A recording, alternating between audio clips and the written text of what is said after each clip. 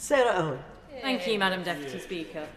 And it's an honour to follow my honourable friend from Coventry South and to be the last speaker in this debate, which I have to say, on the whole, with one exception, has been thoughtful, insightful, heartfelt and really sensitive. I rise to speak today on behalf of my constituents in Luton North that I know care a great deal about knife crime. And when I say care, what I mean is worry and are scared about knife crime. Because there is no doubt that knife crime has become a national crisis, increasing by 77% since 2015. It is a scourge on our society, and it has tragic and often fatal consequences. Knife crime not only takes lives, but it also devastates families. It destroys futures and ambitions and has a detrimental ripple effect on all of our communities. We unfortunately know the impact of this all too well in Luton, as my honourable friend from Luton South has already highlighted.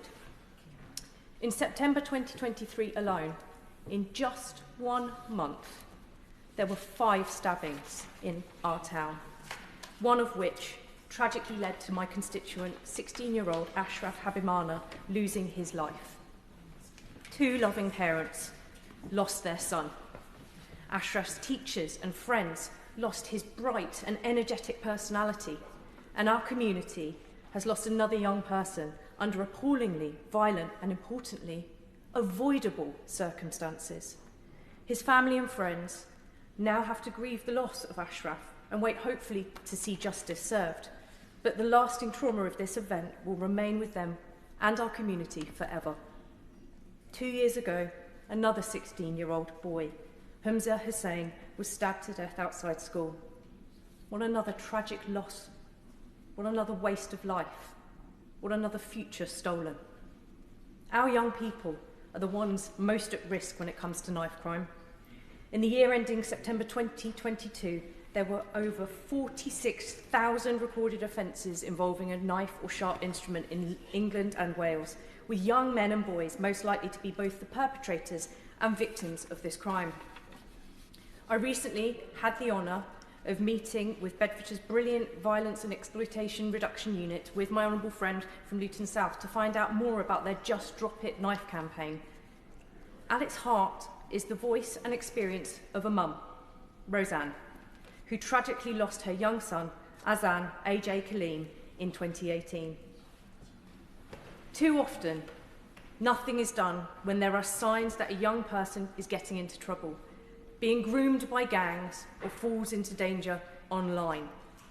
To me, the important part of today is about the child exploitation side of it, the side of it which this government has lagged behind. And I don't care whether it has Labour or Conservative on the front of it. Parents, families, communities just want it done. To me, the people that prey on innocent young lives, regardless of what their intentions were, whether it's crime, whether it's sexual exploitation, whether it's drugs, they're all the same, and we should treat them exactly like that. When teenagers say they don't feel safe, or they're struggling themselves with trauma or abuse, no one listens and no help is provided, this is what we are up against. The Just Drop It strategy aims to tackle these issues, providing accessible opportunities to young people to help them achieve their potentials, ensuring that they feel supported and safe, and helping them to realise there is an alternative to a life of knife crime and violence. All of these young men, all of these young boys, all families left mourning the loss of life and the loss of a future that should have been bright and, importantly, safe. A brilliant organisation called Boxing Saves Lives works with hundreds of young people in Luton. It was set up and run by the inspirational JP. He often highlights work, quite rightly, which goes on tackling violence against women and girls. But he asks, what about violence against boys and men? I couldn't agree with him more. Far too many young boys are exposed to violence and fear from a very young age. What is the Minister doing to tackle this? And if they are taking any action, why isn't it working? If this was a physical illness killing our young people, teams of doctors and researchers would be working day and night to find a cure. But we already know what the cure is. We know the lessons that need to be learned. The cure is all the things that have been stripped from our communities for the last 14 years. Decent community policing, youth centres, decent schools, Sure Start centres, decent housing, mental health support, tackling poverty.